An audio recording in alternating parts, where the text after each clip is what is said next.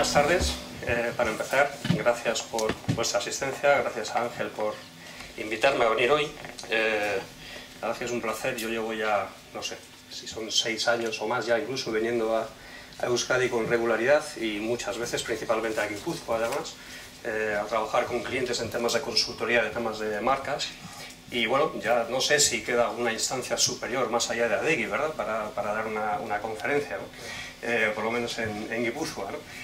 Además da la casualidad, yo no sé hasta qué punto, bueno, claro, con esta confusión, porque lo tengo que decir, porque no voy a hablar de lo que ha dicho Ángel, voy a hablar de otra cosa que lo explicaré.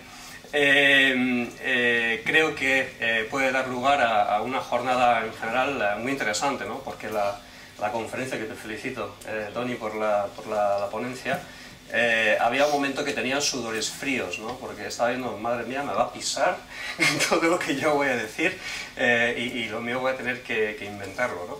Pero creo que al final, después de escuchar la ponencia de Tony, creo que vais a ver que se solapan varios puntos.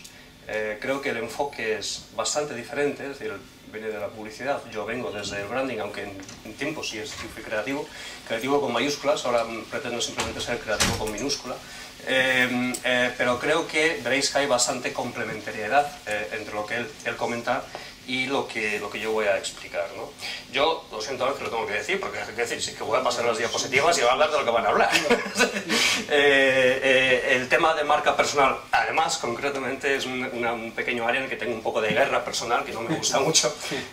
No, yo hablo, es verdad, lo que pone el título, ¿no? Claves para inspirar la estrategia de negocio desde la marca. Sí estamos hablando de claves para comprender cómo dotar, si queréis, no sé si van por ahí los tiros, de personalidad a la marca comercial, ¿de acuerdo? Pero no a la marca personal, que es lo que vamos a hablar. Entonces, esto, claro, tengo obstáculos aquí, está en medio. Entonces, como veis en el título, bueno, antes del título, advierto, la charla tiene un poco dos partes. La primera parte vamos a hablar un poco de la marca como personas, ¿de acuerdo?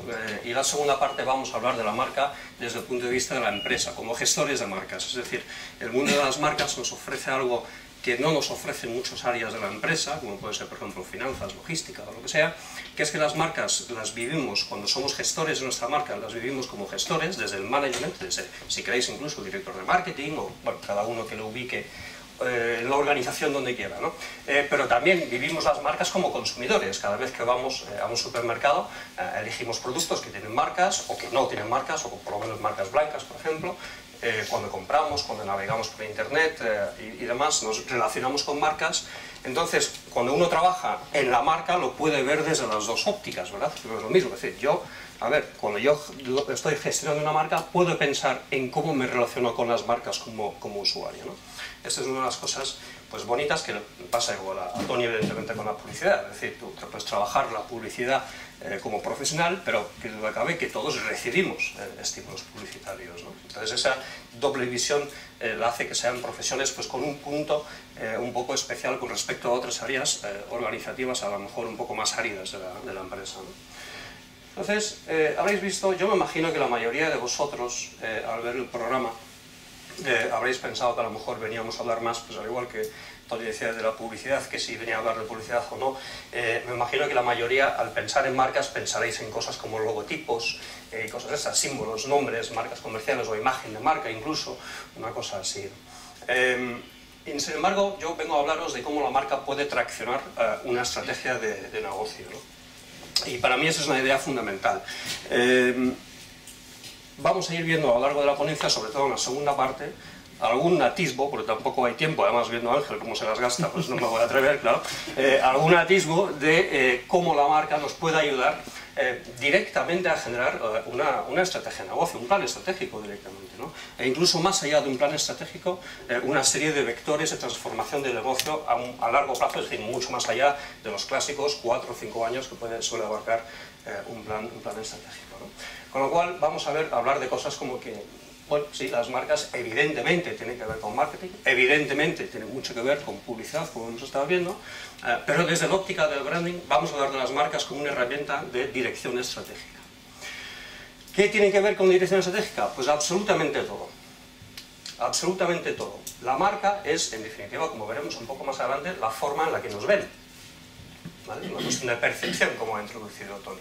Y en ese sentido, lo primero que debemos hacer es empezar por el principio, y hay que utilizar la frase, el eslogan este famoso, ¿no? De las, ¿cómo eran? Los X-Files, el expediente X, ¿verdad? La verdad está ahí fuera, ¿no? Porque la verdad de las marcas no está en lo que nosotros como empresarios o como directivos, ejecutivos pensamos que es nuestra marca. La verdad está en lo que piensa el usuario que pone su pasta encima de la mesa en la tienda. Esa es la verdad de la percepción de la marca, como veremos más adelante. Entonces empecemos por ver qué es una marca. Bueno, aquí tenemos un texto muy largo, a lo mejor los de la primera fila lo pueden leer, los de atrás ni de coña. Entonces he extraído 4 o 5 cositas para hacer un poco más fácil. Y lo que pretendo, esto es un texto de un debate de LinkedIn de una consultora de marcas de Sudáfrica, concretamente, Vanessa Holmes, que viene en un debate que estábamos hablando de la naturaleza de las marcas. Venía a hablar, pues, sí, claro, que las marcas es muy difícil encapsular exactamente qué es una marca, ¿no? Porque depende desde qué óptica lo miramos, ¿no? Como pone en el titular, ¿no? Una marca es un ente abstracto, fundamentalmente, y es polifacético, ¿no? Podemos verlo desde múltiples ángulos, como una entidad comercial, que no ha ido a hablar del valor de la marca, ¿verdad? Podemos hablarlo como artefactos culturales, mitos o símbolos. Bueno, sí, las marcas tienen símbolos, pueden ser un artefacto mitológico, bueno, no lo sé. Aquí ya hemos tenido, y yo también voy a ver sobre ello desde otro ángulo, el tema de la religión, de la Iglesia Católica, como mencionado Tony. Signos, significadores, metáforas, iconos, experiencias, significado, lenguaje visual. ¿Qué es? Depende si somos antropólogos, depende si somos psicólogos, si somos sociólogos, si somos diseñadores, si somos contables. Cada uno tiene una visión diferente de lo que le está aportando la marca a una empresa. Con lo cual, creo que el primer punto que tenemos que hacer es convenir, por lo menos en el día de hoy, qué es una marca. Entonces aquí es donde introdujo evidentemente el porqué del término branding, ¿de acuerdo? Vamos a hablar de marcas como brands. ¿Por qué brand? Simplemente para aclarar un poco el origen del término. Eso que veis ahí es una vaca que la pobrecita la están quemando, como sabéis, con un hierro candente. Esto en noruego antiguo se decía brandr, que es una R al final, significaba quemar. Y entonces el hecho de quemar la vaca, dejar un signo del ganadero, en definitiva, en su vaca para identificar que era el propietario de la vaca, se llamaba brandr. Y eso ya cuando pasó a idiomas más o menos cristianos como el inglés, que ya sé que tampoco es del todo cristiano, pero bueno, más o menos, solo añadieron, quitaron la R final, que era complicado de pronunciar y tal, y se quedó en brand, ¿no? De hecho, ese hierro que se utiliza para quemar, el hierro candente, ¿vale? Que se suele llamar aquí, en inglés se llama branding iron, el hierro de marcaje, para entendernos, ¿no? Entonces, ¿por qué el término branding? ¿Por qué el término brand? ¿Por qué propongo eso? Bueno, como decía antes, no estamos aquí para hablar de logotipos, sino que estamos aquí, el branding se entiende como algo, bueno, sin querer desmerecer a nadie, como algo superior, algo que está por encima de lo que es el simplemente trabajo de lo que puede ser el símbolo, el naming, que evidentemente son cosas muy importantes, que se pueden hacer mejor o peor, hay especialistas más preparados que otros, pero cuando hablamos de branding, hablamos de algo un poco más allá del tema de, y lo digo así por dejarlo caer, para aparcarlo ya, el tema de los logos, ¿no? Aquí tenemos dos definiciones que me parecen sensacionales sobre lo que estamos hablando, ¿no? Uno es de un danés y otro es de un americano.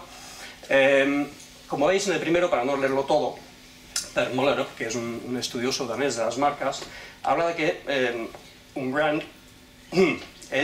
viene a ser la reputación, la atmósfera que se construye alrededor de una marca gráfica, y que cuando hablamos de un brand, estamos hablando de aspectos verbales, visuales y conceptuales de la identidad de un producto. ¿Veis lo que decía? De que en muchos puntos vamos a iros complementando lo que ha estado comentando Tony antes de lo que os voy a presentar yo hoy, ¿no? A mí, sin embargo, la que realmente me llega más por más corto y más contundente es la segunda definición de Matthew Neumayer, que es un diseñador americano. Un brand es la sensación visceral que alguien siente hacia un producto, servicio o compañía. Porque en definitiva eso es lo que se trata. Es decir, no estamos hablando, no hablamos de las marcas como, no, bueno, yo tengo una marca que quiero proyectar, lo que decía Tony de decir o de qué hacía el producto, o qué decían de los productos, ¿no? Sino en definitiva la verdad de las marcas está en lo que nosotros usuarios sentimos hacia esas marcas. Entonces, ahí hay, como veremos un poco más adelante también, sensaciones realmente viscerales, ¿no? La traducción desmerece el original, es decir, tal y como lo explica en inglés, que es mucho más contundente aún que lo que pone ahí, ¿no? Pero vamos, de momento por lo menos es la mejor definición que he encontrado, ¿no? Pero bueno, en definitiva, a lo que yo quería llegar, el tema de brand, por qué utilizar ese concepto, esa idea de brand para cuando nos referimos a marcas, por lo menos hoy, ya mañana podéis hablar de marcas como queráis, ¿vale? Pero en este ratito, estos 50 minutos que me quedan, cuando hablamos de marcas estamos hablando de cosas como conceptos, como reputación, como sensaciones, como atmósfera. Esos serían, por decirlo así, no exactamente sinónimos, pero palabras cercanas al concepto de marca que vamos a estar manejando, ¿no? Hablemos de marcas como brands. ¿De acuerdo? Entonces, como decía, la primera parte de la charla quería introduciros un poco en algunas reflexiones sobre aspectos psicológicos, sociológicos, antropológicos de la relación de los consumidores o de las personas, del público, con las marcas, ¿no? Porque difícilmente, ya sabéis, supongo que conocéis la frase, ¿no? No se puede gestionar aquello que no se puede medir. Bueno, yo con esa frase tengo algunas dificultades, no estoy muy de acuerdo con ella, ¿no? Bien, y aún así acepto que haya gente que sí defiende ese dogma, ¿no? Lo que estoy seguro que todos estaremos de acuerdo es que no se puede gestionar aquello que no se entiende. Entonces, si asumimos que la relación de las marcas para con las personas se produce en definitiva en el punto de venta o en el punto de adquisición, lo primero que habrá que hacer es entender cómo funcionan las marcas. Y lo primero que debemos atender es que las marcas alteran la forma en la que observamos los productos. ¿De acuerdo? Nosotros vamos a la tienda y compramos una camiseta. Hasta ahí estamos todos de acuerdo. Ahora, si compramos una camiseta con un rayajo aquí, ¿sabéis a cuál me refiero, no? Un sus, una cosa que hace... esa, ¿vale? Eso no es una camiseta cualquiera. Ya no es una camiseta. O a ver, levantad la mano quien piense que quien se compra un Ferrari se está comprando un coche. No es así.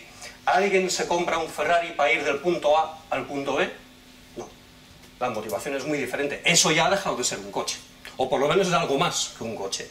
Es algo diferente. Está alterando la forma en la que observamos esos productos.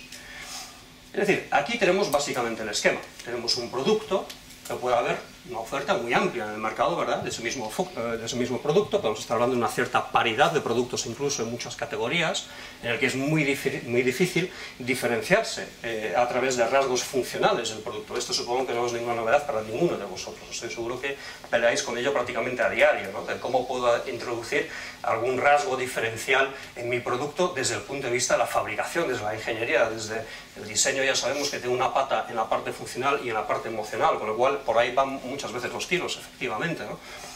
Pero ¿cuál es el rasgo diferencial que yo puedo, cómo puedo diferenciarme de los demás, ¿no?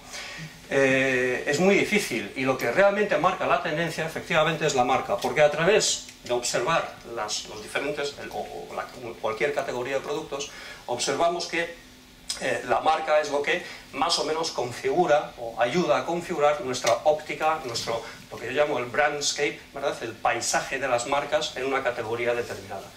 Por ejemplo, si observamos el paisaje de las marcas en lo que es la aviación, yo entiendo que todos los que estamos en la sala hemos cogido alguna vez un avión, o por lo menos no nos es ajena la idea. Lo interesante es, según las marcas, se generan diferentes percepciones. Y lo interesante es que aunque pueda haber un cierto consenso en esas percepciones, podríamos hablar incluso de algo tipo estereotipo sobre algunas marcas, lo interesante es que esas percepciones son particulares e individuales. Es decir, ante una marca dada, una persona puede pensar una cosa, una percepción determinada, y la persona a su lado tendrá una percepción diferente debido a que su experiencia necesariamente ha tenido que ser diferente. A lo mejor solamente ha sido ligeramente diferente, pero ha sido diferente.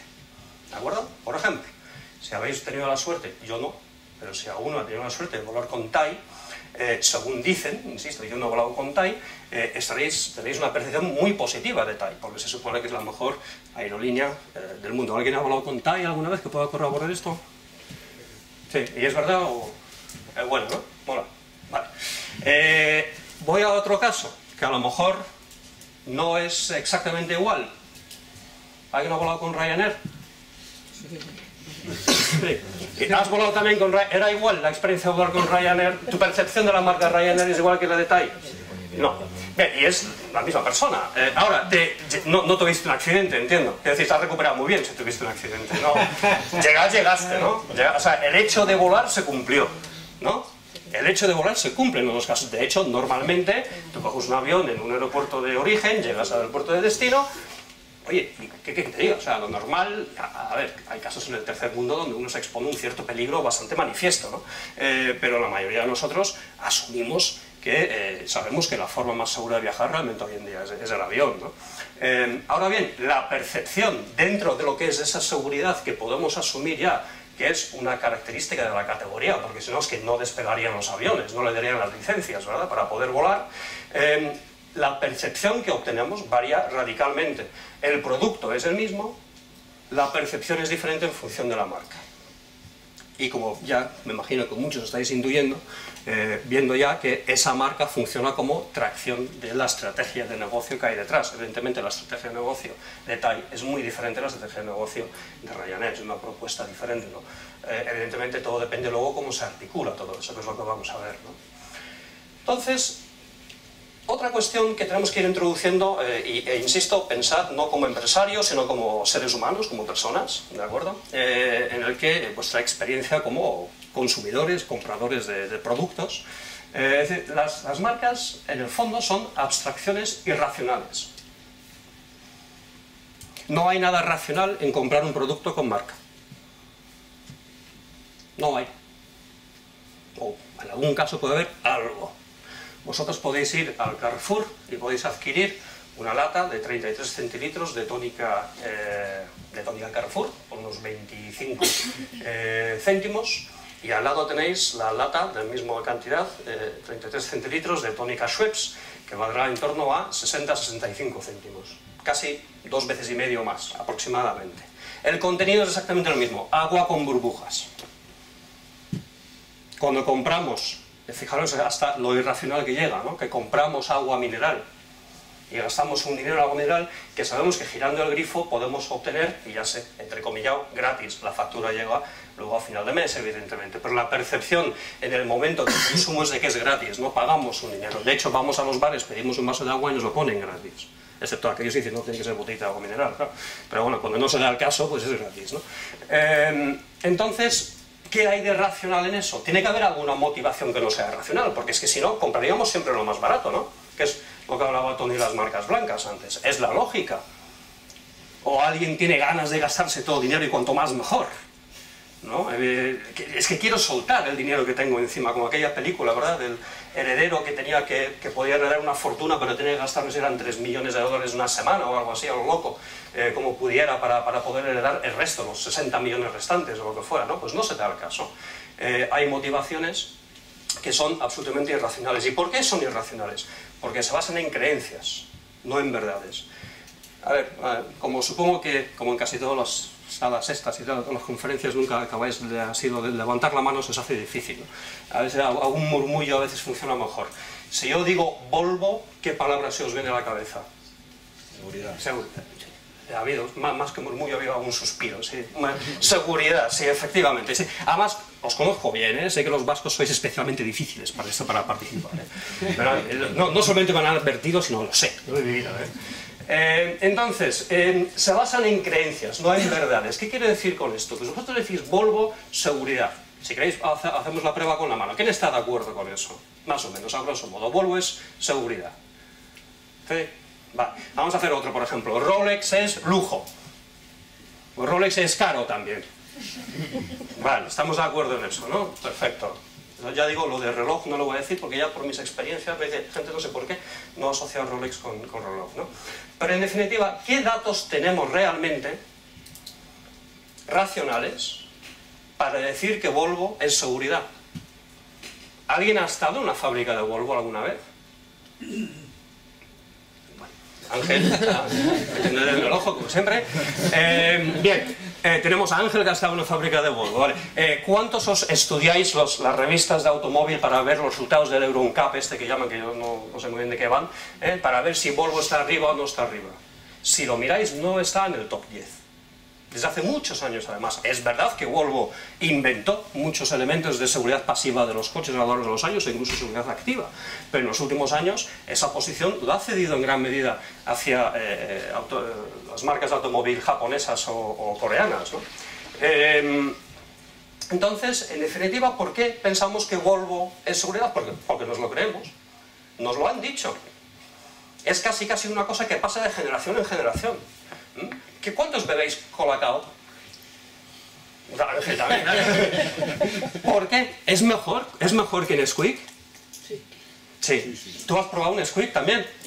También, sí. ¿Alguien defiende que Colacao es mejor que Nesquik sin haber probado un Nesquik? Alguno hay, ¿eh? Lo que pasa es que sé que duele admitirlo, porque es como, joder, no sé que te vas a levantar la mano, un gilipollas. ¿Vale? Zapatillas deportivas. ¿Hay algún fan que utilice siempre o Nike o Adidas o una marca en concreta? También, Ángel. ¿Tú cuál utilizas? Mizuno. Mizuno, igual que el otro día, uno que me salió igual, ¿no? Y Mizuno es mejor que Adidas o que Nike, sin lugar a dudas. ¿Has probado alguna vez Nike y Adidas? No. Sí, bueno, hace muchos años tuviste unos, pero desde hace ya 20 que ya utilizas siempre Mizuno. No hay, simplemente se lo cree. Hay un elemento de creencia, de que se le asocia de que Mizuno es la mejor zapatilla del mundo. ¿Has estado en una fábrica de Mizuno? No, por lo menos ahí por lo menos no está. ¿Vale? ¿Sabes mucho de ingeniería de zapatillas para saber? No, vale, perfecto. Por él sabe que algunos deportistas profesionales llevan zapatillas Mizuno y yo soy como ellos. Yo, vamos, porque no me he puesto, que si no me pongo con la maratón de Nueva York y la gano. Entonces, la cuestión aquí de fondo es que las marcas son, en definitiva, son opiniones. Es una opinión sin contrastar la mayor parte de las veces. Es una opinión que nos creemos. Esta ni de coña, vamos. ¿Alguien ama alguna marca? No, esta sabía que no. Es que hay un problema de traducción del inglés, ¿sabéis? Pero en inglés se dice I love, lo que sea significa me encanta. ¿A alguien le encanta una marca, aparte de Ángel, que le encanta los Mizuno? ¿A alguien más le encanta alguna marca? Podría pensar, no hace falta que lo digáis, simplemente levantar la mano, yo, alguna. Tenemos una persona que le encanta una marca en particular. Bien, todos tenéis alguna marca que os encanta, pero efectivamente no vais a levantar la mano, porque sería admitir que sois seres irracionales, porque gastáis dinero en algo que podéis comprar objetivamente por menos dinero y que os va a dar prácticamente el mismo resultado funcional. Esta es la cuestión. Las Mizuno que él utiliza, no creo que le hagan correr 4 veces más que unas zapatillas que se compre en Forum Sport. Ni que le vayan a ayudar 4 veces más. Algo más puede que sí, pero que justifique semejante diferencia de precio, muy dudoso. Claro, admitir eso cuesta, porque es como, yo es que me gasto, tiro el dinero, no nos gusta admitir eso, ¿no? Claro, aquí he puesto amor, pero hay otra que funciona mucho mejor. ¿Quién odia una marca? ¿Vale? ¿Quién odia? Aquí tenemos mucho más, eso sí que mola, ¿verdad? Vamos a descuartizarlas. Venga, ¿qué marca odias? Muchas. Bueno, muchas. ¿Alguien que tenga un abanico un poco más cortito puede decirme una experiencia? Yo, Juan Pardo. Bueno, pero eso es persona. No vamos a mezclar. Bueno, ya sí que vamos. No salimos de aquí hasta las 10 de la noche. Una marca comercial. Bueno, yo os voy a contar una, que en un máster que di en la Fundación Point sobre... ¿te has acordado de una? Burberry. O sea, wow. Yo tuve una de Tommy Hilfiger también, que un niño quería... Bueno, había un chaval que me iba contando en un máster de propiedad industrial en la Fundación Pons en Madrid, que ante esta pregunta me dijo, yo odio la marca Tous. Y esto es literal, lo que voy a decir. Esto es literal, Dice, yo haría vudú con el osito de los cojones. Tal cual, sin provocarle nada, Y con una tranquilidad que lo dijo, que parecía sino en serie de ositos, o sea, una cosa tremenda. Entonces, como estamos viendo, hay verdades, hay opiniones, hay sentimientos detrás de eso. Vale, ok, pues no pensemos en la parte de amor, de que yo amo las marcas porque nos incomoda un poco esa cuestión, ¿no? Pero si reflexionamos sobre cómo nos aferramos a las marcas que nos importan y detestamos a las marcas, os acordaréis hace unos años que ya ha cambiado un poco, ¿no? La guerra que hubo entre Apple y Microsoft, por ejemplo, los que utilizaban Apple, sois unos tíos raros y tal, ¿no? Y los de Apple decían, ay, los que utilizáis Microsoft, el diablo y tal, ¿no? Bueno, ¿cómo se producen esas guerras, ¿no? Las guerras comerciales que ha habido entre Pepsi y Coke y ese tipo de cosas, ¿no? Bien, Pues eso de racional tiene poco. Si sabéis, por ejemplo, que ha mencionado Tony lo de Coke y Classic Coke y todas esas cosas, en las pruebas invisibles de sabor gana siempre Pepsi frente a Coca-Cola. Cuando gana Coca-Cola es cuando es visible y ves la marca.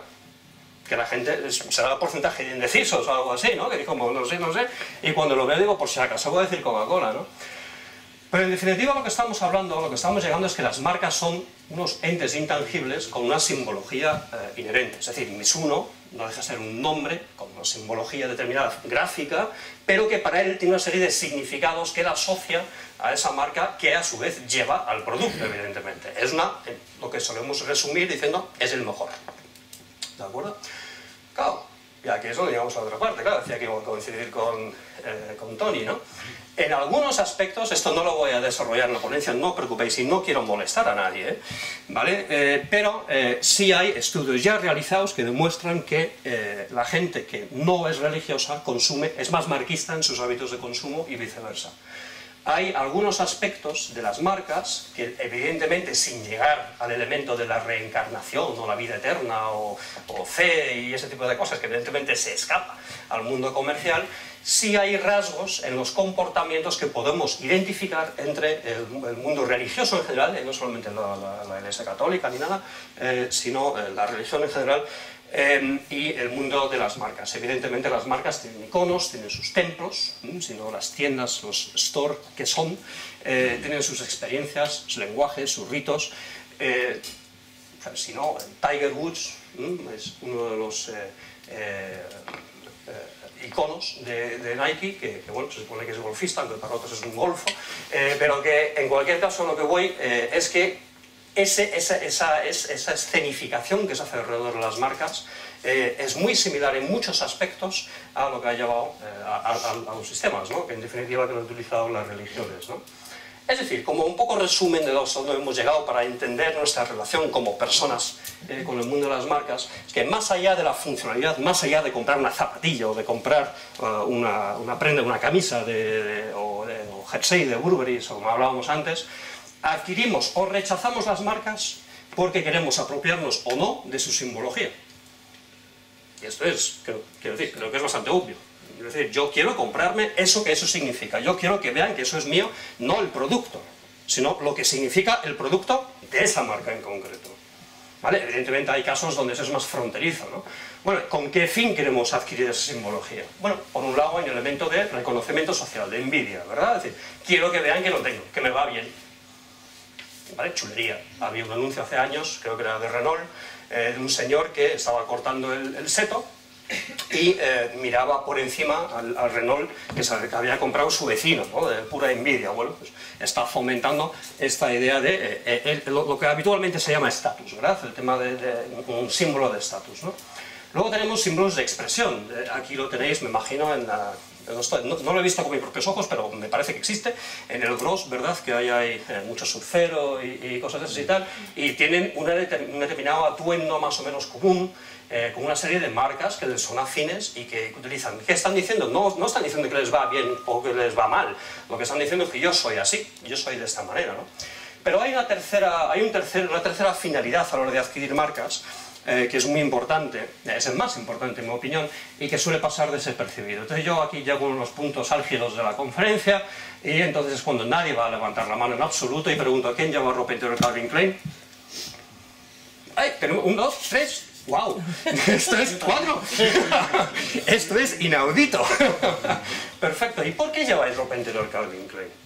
Porque yo los dos primeros puedo defender que lo que quiero es mostrar algo. Si yo invierto un dinero extra en un producto determinado para demostrar, para compartir con los demás esa simbología. Por aquí, sí, vale, con la pareja lo podemos compartir, ¿no? Y es verdad que si aquí en la sala hubiera mucha gente joven que lleva el vaqueros ahí abajo y tal, que deja de ver aquí el Calvin Klein, pues podría entender que también, pero normalmente admitamos que la finalidad de la ropa interior no es mostrarlo, ¿no? Entonces, ¿qué es realmente lo que estamos buscando ahí? ¿Por qué? Bueno, supongo que por lo menos los señores dirán que sus esposas se lo han comprado, que es la excusa siguiente normal, ¿no? Pero bueno, eso tampoco ayuda mucho, ¿no? El caso es que normalmente lo que estamos hablando es de autoestima. Todas las marcas que compramos tienen que cumplir necesariamente con esto. Yo me tengo que encontrar bien comprando una marca determinada, independientemente luego de que lo pueda mostrar o no mostrar en público o lo que sea. Pero hay un elemento de autoestima. Aquí estamos enlazando con un concepto que es el autoconcepto vital de las personas. Es decir, adquirimos marcas para sentirnos bien con nosotros mismos. Quiero ser sexy, pues llevo ropa interior Calvin Klein. Juvenil, pues utilizaré por ejemplo un Swatch como reloj. Creativo, pues a lo mejor un Mac. Como productivo, esto ha quedado un poco ya desdibujado, especialmente desde el accidente del BlackBerry el mes pasado, ¿no? Pero en principio, en su día, era utilizar la BlackBerry, ¿no? Energía, pues recupero fuerzas con Aquarius. Responsable, compro marca blanca.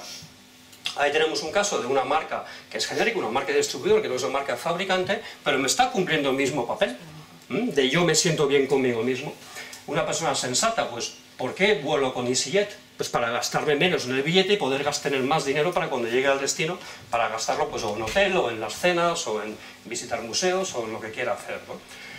En definitiva, cuando compramos productos, cuando pensamos en el elemento racional, ¿vale? De comprar el producto, estamos satisfaciendo necesidades racionales. Pero cuando compramos marcas, estamos satisfaciendo necesidades bastante más trascendentales, ¿no? Y en definitiva es la reafirmación de la persona que quieres, que eres o que quieres ser. Esto es lo que realmente compramos cuando compramos marcas, porque supongo que todos estaréis de acuerdo en que las marcas son caras. ¿Sí, no? Nadie va a decir que son baratas, sí, son caras, son caras.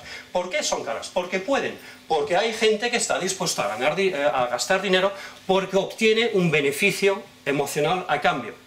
No hay nada malo en eso. Yo estoy entregando, en definitiva, un valor mayor. No estoy entregando simplemente el valor funcional. ¿Cuál de esos dos anillos vale más? ¿Quién piensa que el anillo de la izquierda vale más que el de la derecha? ¿Quién piensa que el anillo de la derecha vale más que el de la izquierda? Efectivamente, valen igual, ¿verdad? ¿Quién vota por el anillo de la izquierda? Claro. ¿Qué es lo que estamos hablando? Que las marcas, ante un mismo producto, ante un mismo anillo, en este caso, le dotan de un valor extra. Y ese valor, en este caso además es muy obvio, el beneficio emocional que proporciona, llegar a la persona a la que vayas a arreglar el anillo, y claro, con el lacito de Tiffany's, con el papel de envolver de Tiffany's, eso no es un anillo cualquiera. Eso es un anillo muy especial y además en este caso con un beneficio emocional muy concreto además que hay detrás de ese, ¿no? Entonces lo que estamos hablando es que las marcas generan una elasticidad de precio. Que yo tengo un elemento funcional, un beneficio funcional de la zapatilla, que hoy en día, que esto no era así hace unos años, pero hoy en día podemos, a grandes rasgos y con algunas diferencias, podemos asumir que sustancialmente hay una paridad funcional de los productos. Y lo que me dan las marcas es esa diferenciación, por lo menos a nivel de que producen, cuando están bien construidas, lógicamente, un beneficio emocional, ¿no? Beneficio emocional que, como hemos dicho, como es lógico, tiene su contrapartida, y la contrapartida es dinero. Esto es oferta y demanda. Clase 1 de primero de económicas. No tiene ninguna dificultad. Bueno, entonces para pasar, esto es como el enlazar con la segunda parte, esta frase entiendo que todos lo conocéis, ¿no? La belleza está en los ojos del que mira, pues podríamos decir también, de la misma manera, utilizando el mismo sentido de la frase, el valor de una marca está en los ojos del que mira, ¿vale? Como decía al principio, volviendo ya para rematar, en definitiva, la realidad de las marcas está allí fuera. La realidad de la marca, el verdadero valor de la marca está en la percepción que la gente tiene cuando va a la tienda y saca la tarjeta de crédito. Ese es el ser o no ser de las marcas. ¿De acuerdo? Entonces, ¿cómo tejemos todo esto con el tema de la estrategia? Bueno, pues también en una exposición rápida intentaré apuntar algunas ideas, ¿vale? Algunas ideas de cierto calado. Todo esto que voy a contar no es invención, todo tiene su herramienta, es posible, se puede llevar a cabo. Y lo que se trata es empezar a pensar, encapsular estratégicamente lo que somos como empresa, y hablo ya como organización, evidentemente, ¿vale? Y qué es lo que queremos que piensen de nosotros, la gente, ¿vale? Aquí punto importante, porque somos decir, ¿qué quiero que piensen de mí los clientes? Bueno, puede ser, pero aquí hay un matiz muy importante. ¿Cuántos de vosotros, aquí otra vez levantar la mano, ¿cuántos de vosotros tenéis una determinada percepción o imagen de la marca Ferrari? ¿Cuántos tenéis una imagen? Bien. ¿Cuántos tenéis un Ferrari aparcado en el garaje? Vale, con lo cual se demuestra que no es necesario adquirir el producto para tener una percepción de una marca determinada. ¿de acuerdo? Lo cual es muy importante. Entonces, cuando decimos qué queremos que piensen de nosotros, no es solamente el usuario o el consumidor, sino la gente. La gente que compra Dodot, pues la compra en un determinado momento, pero significa que nuestros mensajes solo van para ellos. Pues bueno, con la segmentación se pueden hacer cosas, ¿no? Pero en general hablamos de una forma a toda la sociedad, ¿no? Y estas ideas, tanto lo que nosotros somos como lo que queremos que piensen de nosotros, es algo que tenemos que desplegar, que tenemos que proyectar en la experiencia del cliente. Si fuéramos, para ilustrarlo un poco, ¿no? Si fuéramos desde una óptica de estrategia tradicional, que es perfectamente válido, encontraríamos en las misiones pues, palabras como referente, ¿no? Que es el referente de mi categoría, el de más calidad, el superar las expectativas de los clientes, ese tipo de frases que os sonarán, ¿no? Éticamente responsable, todas estas cuestiones, ¿no? Bien, son visiones o misiones, me da igual, podéis poner una M o una V, que normalmente son generalistas y en general poco significativas. Porque esas misiones pones uno al lado de otro y al final es que dicen lo mismo, da igual realmente la empresa que es, que puedes intercambiarlas incluso. Hay pocas misiones que están redactadas con un valor realmente diferencial que diga eso es exactamente yo y no lo puede copiar nadie. Eso ocurre muy pocas veces, ¿no? Sin embargo, cuando nos acercamos a la óptica del branding, como estamos hablando, ¿de acuerdo? Y estamos pensando en qué quiero que piense de mí, no es lo que yo quiero proyectar al decir que soy el mejor, sino que cuando alguien entre en la tienda, ¿qué es lo que quiero? ¿Por qué va a comprar mi producto? Y ahí es donde enlazamos con ese autoconcepto vital que hablaba antes, ¿no? Quiero crear una marca que la gente piense que es sexy, por ejemplo. Esto podría ser para Calvin Klein. Calvin Klein podía tener una misión, vuelvo para atrás, que dijera referente, pues sí, referente en la categoría de la ropa interior. Es mucho mejor decir Calvin Klein es sexy. Me ayuda muchísimo más. Es mucho más concreto, es mucho más cualitativo y me lleva concretamente al significado que yo quiero proyectar, ¿no? Como veis ahí abajo, además, inspira no solamente la toma de decisiones, sino el sentido de las decisiones. Es decir, no es simplemente decir, ante una disyuntiva determinada, ¿qué debo hacer? No, ¿yo qué debo hacer? No debo tomar ninguna decisión que haga daño a mi marca. Si yo he declarado que soy sexy, debo ser consecuente con eso en todas las decisiones que tome. ¿Vale? Como vamos a ir viendo ahora en un momentito. El objetivo, en definitiva, es generar un patrimonio de significados alrededor de la marca. Generar patrimonio de la marca, porque todos habréis oído hablar, supongo, del valor de la marca. El valor de la marca, en términos financieros, no es otra cosa que una traducción del patrimonio que atesora a través de los significados que atesora. Él compra Mizuno por los significados que atesora Mizuno. Los que compráis Colacao, bebéis Colacao por los significados que atesora, en vez de Nesquik. Bueno, esto sé que es trazar líneas muy gruesas, ¿no? Pero también se entiende que es una introducción de la materia en cualquier caso, ¿no? Podemos hablar, aquí lo vamos a ver, aquí además tenemos ahí un elemento de publicidad, ¿verdad? Que esas percepciones, las que hemos estado hablando, que todos tenemos en definitiva, se forman a través de un muy complejo entramado de experiencias. No podemos decir que es por una cuestión concreta. Hay elementos que tienen que ver, depende, evidentemente hay que declinarlo para cada caso concreto, ¿no? Pero si es una marca que tiene de venta al público, pues en el trato de los dependientes.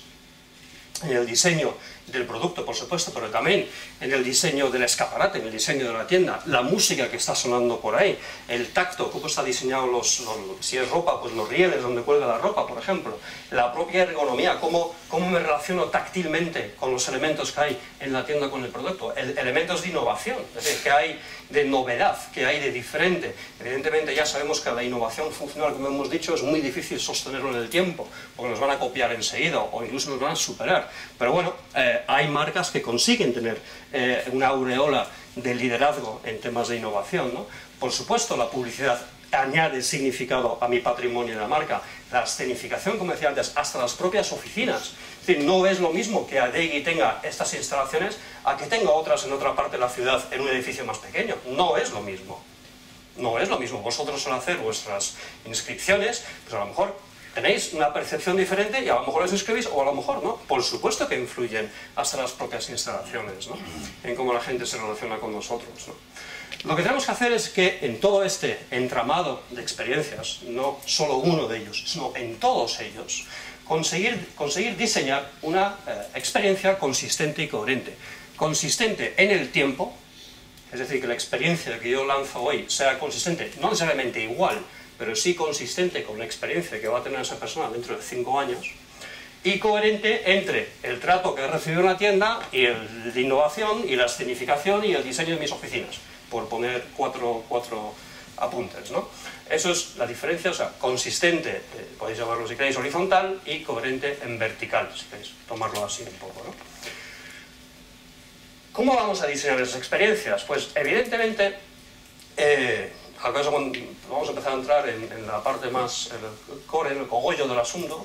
Son una serie de significados que yo voy a proyectar igualmente en todas esas experiencias, ¿no? Que van a venir de una serie de códigos que yo voy a poder, digamos, encapsular dentro de mi marca. Es decir, yo una serie de palabras, frases, conceptos, ideas, esa atmósfera que hablábamos muy al principio de la charla, si os acordáis, lo puedo definir, si queréis utilizar el término, yo no suelo utilizarlo, pero hay gente que lo entiende muy bien, como una especie de código genético de la marca, ¿verdad? De que me recoge 2, 3, 5, 10 conceptos, normalmente 10 ya empiezan a ser demasiados, ¿verdad? Pero a veces se pueden declinar, son realmente similares, pero bueno, es igual. Una serie de conceptos que yo puedo meter dentro del código de mi marca que van a venir necesariamente de mi identidad empresarial. ¿Vale? O sea, la identidad entendida como una conciencia de que yo me entiendo como soy.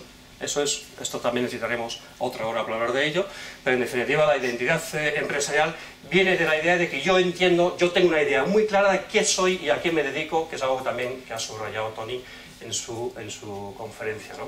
¿Qué es lo que ocurre? Que si eso lo conseguimos hacer, más o menos, o sea, esto no es una regla de oro evidentemente porque influyen muchísimos factores externos, pero a grandes rasgos deberíamos conseguir que los significados que proyectamos a través de todo eso van a generar una percepción consistente, supuestamente positiva, si lo hacemos bien, evidentemente, también podemos cagarla con perdón, pero la idea es que lo hagamos bien, y eso va a generar en definitiva una imagen, ¿no? Viendo esto, lo que podemos ver, podemos empezar a entrever el reto estratégico que tenemos delante, porque esto no es fácil. O sea, lo que estamos hablando es, a través de unos códigos yo puedo proyectar unos significados que se van a manifestar en esa experiencia del cliente, la experiencia del consumidor y experiencia del público, de forma consistente y coherente, de manera que genere unas percepciones consistentes. ¿Qué es lo que ocurre? ¿Por qué se añade la flechita de abajo? Porque esas percepciones consistentes son ese nuevo reto para el año siguiente, o para el día siguiente, si queréis. Es decir, si yo coloco el listón aquí arriba con una experiencia, la siguiente vez tengo que estar al menos a esta altura. Y antes o después tengo que empezar a subir ese listón. Porque si no, me voy a empezar a quedar, perceptualmente va a empezar a bajar ese concepto de calidad de mi marca, si queréis llamarlo así. ¿De acuerdo? Entonces, claro, la pregunta que es, vale, muy bien, fenomenal, esto es muy bonito, todo esto es muy teórico, ¿y esto cómo se hace? ¿No? Como decía, que para todo esto hay herramientas, ideas y formas de poner las cosas en marcha, ¿no? Pero las preguntas son cosas así como, ¿de dónde viene el código de la marca? ¿Qué es ese código? ¿Qué es la identidad empresarial? ¿De dónde viene? ¿No? Bueno, cogiendo cachitos del gráfico anterior y sistematizándolo de otra forma, podemos ver que en definitiva estamos hablando de proyectar una serie de significados de forma consistente y que esos van a venir, ahí podéis ver que hay 3 círculos, que de momento hay 2 marcados, el exterior, que es el donde se manifiesta. Podemos hablar de un subsistema de experiencias, es decir, un repertorio consistente de significados. ¿De acuerdo? Ahí tendríamos elementos tanto emocionales como funcionales, materiales primas en el producto, una especie de consistencia, una calidad mínima por lo menos, la publicidad, todo lo que hemos estado hablando antes, ese entramado de experiencias que sea consistente. Y lo que hemos establecido es que ese subsistema de experiencias, para que no sea disperso e inconexo, de forma organizadora o aglutinadora, tenemos la marca, ¿vale? Para que es un poco el código que nos va a ayudar a decir esto es la marca o esto no es la marca. Esta forma de producto encaja con la idea de la marca, esta forma de producto no encaja con la marca. Este diseño, este color de tienda no es nuestro color. Bueno, esto es un poco más complejo evidentemente, pero más o menos se entiende que la marca ahí, como una especie de valedor conceptual de lo que estamos haciendo, nos va a marcar un poco la pauta de qué es lo que hacemos y cómo hacemos las cosas, ¿no? Claro, la gran pregunta es que el agujero ese negro que hay dentro en el centro, ¿qué es? Porque claro, esa marca sí, podéis llamar un consultor en branding, hay muchos, muy buenos, y le contáis la parte sin el círculo del centro y dice, sí, yo te creo un subsistema de la marca y se genera de una plataforma de la marca o lo que sea, que está basado pues, en una serie de briefings, entrevistas y análisis de mercado y análisis de los propios empleados y demás, y dice, tu marca es esto, lo organizamos el tono de voz, este es el color, este es el tal, bueno, fenomenal. Pero eso en definitiva es alguien de fuera, pero esto que estamos hablando, no puede, es que si lo pensáis, no puede venir de fuera. Estamos hablando de trasladar al mercado un concepto muy profundo, un conocimiento muy profundo de quiénes somos como una organización. Y aquí es donde yo introduzco el concepto que estoy trabajando ahora, que es el del alma de las organizaciones, ¿no? Yo sé que hasta el propio título a veces la gente le choca un poco, pero si lo pensáis no es tan complicado. Y ahí tenéis la definición de Javier Fernández Aguado, que es un pensador con el que estoy trabajando en esta idea, que ya ha lanzado la idea, estamos trabajando en cómo operativizarlo, y la frase que resume muy bien la idea es que una organización es un ser vivo y como tal compuesto por un principio vital y por materia orgánica. Quiero que reflexionéis 2 segundos, porque no hay tiempo para más, en el concepto, bueno, para terminar sí, pero más que 2 minutos para esta parte, para esta diapo no, el concepto de que una organización es un ser vivo. Sé que todos como empresarios ejecutivos más o menos entendéis la idea, ¿no? Pero también sabréis reconocer que pocas veces pensamos en las organizaciones de esta manera. Tendemos a pensar en las organizaciones como organizaciones estancas, paradas, que sí, que podemos evolucionar y mover, pero que en definitiva son un cúmulo de recursos materiales, humanos, que distribuimos y organizamos en procesos y en unidades de negocio para avanzar más o menos de forma cohesionada, ¿no? Ahora, dar el salto y decir, mi organización es un ser vivo, es una cosa un poco amorfa, que no tiene una forma cerrada, que solemos estar cómodos en esa idea de la empresa, de la organización, decir, no, o sea, si yo pensara, o sea, una ameba es un ser vivo, si yo pensara en una medusa, ¿no? Yo puedo pensar en mi organización como una medusa, como una cosa que se mueve, que es gelatinosa, ¿no? O sea, un poco esa idea del ser vivo nos arroja mucha luz sobre lo que se está planteando aquí, ¿no? Entonces, en el momento que llegamos a ese punto y introducimos la idea de que tiene un principio vital, es decir, un alma, un principio por el que vive, ¿de acuerdo? Y que por otro lado tiene materia orgánica, piel, miembros, podemos empezar a pensar, de momento solo eso, pensar en las organizaciones de otra manera, ¿no? Es decir, tenemos, por un lado, el alma, que podemos, ese principio vital que hablábamos, que explica realmente la existencia de la organización, su por qué y su para qué. De ahí va a venir, evidentemente, el código de la marca que hablábamos antes. Y no es cuestión baladí, y sé que aquí estaréis muy acostumbrados al término del por qué y el para qué, normalmente aplicados a departamentos. Cuando lo llevamos a organizaciones estamos hablando de por qué existe esta organización y para qué existe esta organización. Y esto tiene tela para cortar, ¿eh? Evidentemente, si hacemos eso, la materia orgánica a la que nos hemos referido será todo aquello que hacemos y decimos y cómo lo hacemos y decimos, cómo operativizamos ese para qué y ese por qué, cómo operativizamos el alma de la organización, ¿no? Claro, en esa situación es la marca la que está actuando como agente organizador de las dos cosas, para que puedan hablar entre sí un poco, ¿de acuerdo? Otro gráfico que, para intentar resumir y también para explicar un pelín muy rápidamente los problemas a los que se enfrentan normalmente las organizaciones, ¿no? y uno de los valores de por qué la marca puede servir de traccionador de las estrategias de negocio.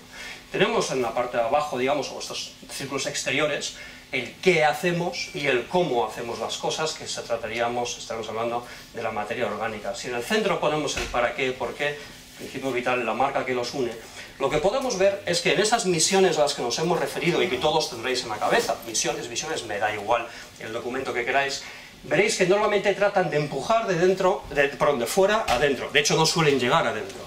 Entonces, somos una fábrica de ordenadores, somos una fábrica de sillas, somos fabricantes de, somos proveedores de, empiezan con el qué.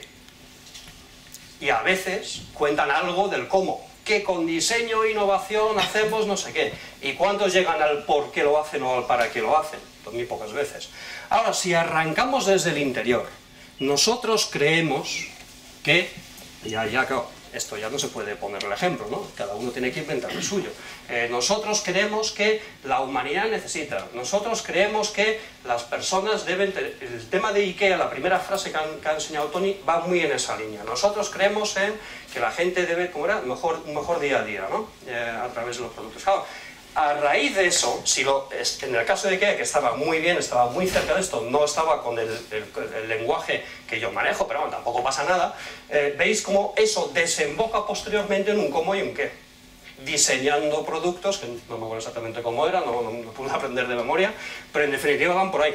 Si hubieran empezado hablando de los productos que hacen, nunca habrían llegado a lo de mejorar el día a día de la gente. ¿Entendéis la óptica? La diferencia de punto de vista. En ese sentido, si yo puedo partir de ese para qué y ese por qué, puedo empezar a tirar, ¿vale? Puedo empezar a tirar de mi estrategia de negocio, porque necesariamente mi estrategia de negocio, que va a tratar sobre todo del qué y el cómo, va a responder a ese para qué y ese por qué. De la otra forma estoy poniendo en la estrategia de negocio por encima del para qué y el por qué. ¿De acuerdo? Esa es la manera que la marca o el tema del alma, en definitiva, puede inspirar la estrategia de negocio. Porque además el alma, evidentemente, estamos hablando de una cosa que debe ser perdurable, no es flor de un día. Cuando hacemos un trabajo sobre el tema del alma de una organización, pues es algo que va a ser verdad hoy y que aproximadamente va a seguir siendo verdad en 5 años y aproximadamente va a seguir siendo igual dentro de 15. ¿Vale? Puede haber unos elementos formales, eso sí, la materia orgánica que puede variar. Todos nosotros podemos asumir como personas que tenemos el mismo alma de cuando teníamos 5 años a cuando tendremos 50 o 60 o 70.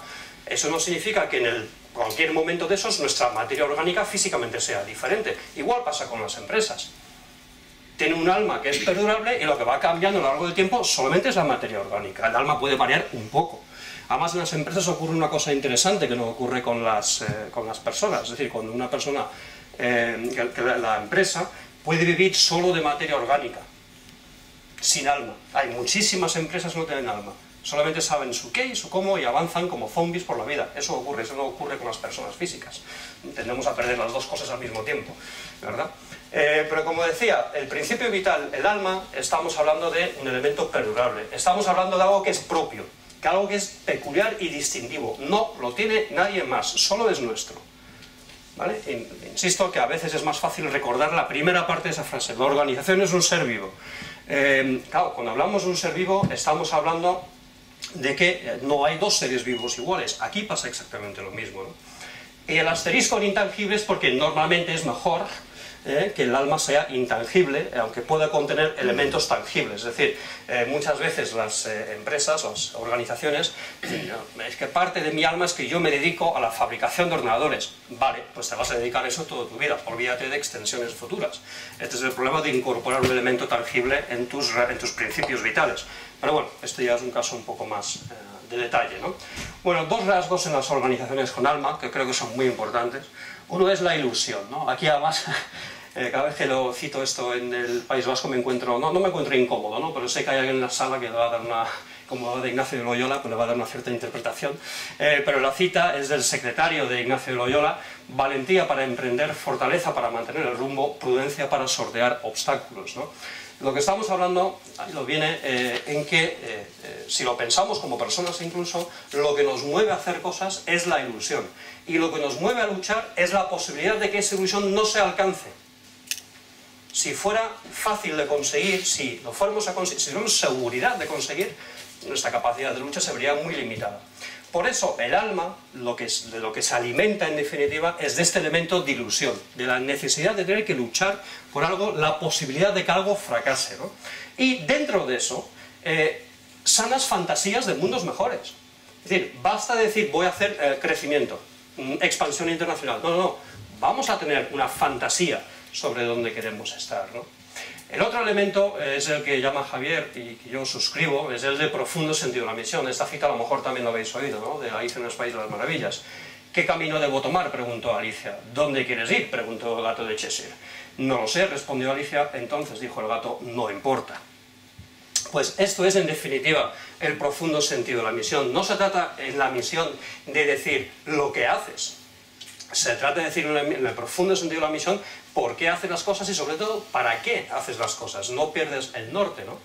En definitiva, si estábamos hablando hace un poquito del autoconcepto vital de las personas con respecto a las marcas, aquí estamos hablando de algo muy parecido a un autoconcepto vital de la propia organización, ¿no? De cómo me veo. El factor tiempo, lo he mencionado ya un par de veces, es importante. Cuando utilizamos este enfoque, el concepto de encapsular un plan estratégico en una dimensión temporal de 4 o 5 años empieza a carecer de sentido. Yo puedo, ¿qué queréis? ¿Hablar del alma de la organización de aquí a 30 años? Pues hablemos. ¿De 20, de 15, de 10? Perfecto. No tengo ningún problema. Estamos hablando de un concepto más ambiguo que es el futuro. Estamos hablando de trazar vectores de transformación. El problema de las visiones es que de tan concretas se vuelven frágiles. Es que parece que lo consigo o no lo consigo. Cuando trazamos un vector de transformación, lo que estamos haciendo es dotar a la organización de un sentido de la orientación. Los tiros van por ahí. ¿Que cuánto vamos a tratar? No lo sé. ¿Exactamente a dónde vamos a llegar? Tampoco lo sé. Pero por ahí van los tiros. Y si os fijáis, todos habréis vivido experiencias en las que por trazar una visión demasiado cerrada, demasiado exacta, se fracasa en el intento porque se ve que es imposible. Bueno, pues hagámoslo, francamente, hagámoslo, pensemos como personas, como un ser vivo. No nos trazamos visiones tan exactas ni de nosotros mismos, ¿no? En ese sentido, el otro elemento que es fundamental, esto ya es entrando o metiendo un dedo del pie en el tema de gestión del cambio, ¿verdad? Es decir, vuestro pelo crece, ¿sí, no? ¿Lo veis crecer? No. Ahora, a lo largo de un mes, podéis comprobar cómo crece. Pues lo mismo ocurre con la medida del cambio en las empresas. ¿La empresa cambia? Pues yo, ¿cuántas empresas no conoceré que me han llegado diciendo, joder, es que hemos impulsado los cambios, hace ya un año que llevamos y aquí no ha pasado nada todavía? Digo, espérate un poco. Espérate un poco. De año en año hay muchas cosas que no es tiempo suficiente para ver. Algunas sí, pero otras llevan mucho tiempo. Yo llevo trabajando, por ejemplo, con Orbea ya, van para 4 años, y han sido 4 años de trabajo interno con la dirección a nivel ejecutivo, y no se ha explicado a la organización hasta este mismo año. O sea, ya después de 3 años y pico trabajando con ellos, que se paró un día entero la fábrica y se reunió durante una jornada completa en una exposición y, bueno, una jornada de presentación de ideas a los empleados, a la plantilla, ¿no? En definitiva, lo que decía, no se trata tanto de tener una visión como dar un sentido de orientación.